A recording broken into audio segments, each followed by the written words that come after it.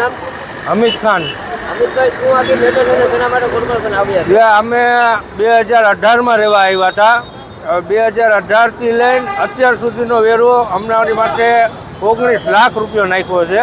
હવે આમાં ગરીબ વર્ગ રહે છે. આવાસ યોજના વીરનર્મદ ટાઉનશીપ એના અંદર 19 લાખ રૂપિયા વેરો અમને આપ્યો છે. તો હવે અમારે આ વેરો કેવી રીતે ભરવો? આમાં ગરીબ માણસ રહે છે, એ 19 લાખ રૂપિયા કઈ રીતે આપે? તો પાણી વેરામાં કોઈ માફી આપે અમને, તો કાંઈક રાહત કરે તો અમે કાંઈક ભરવા તૈયાર છીએ. તો આ 19 લાખ રૂપિયા તો અમારી પાસે થાય એમ નથી. 15 દિવસ ત્યાં અમારી લાઈન કાપી નાખી. અમારા બૈરા જોવા પાછળ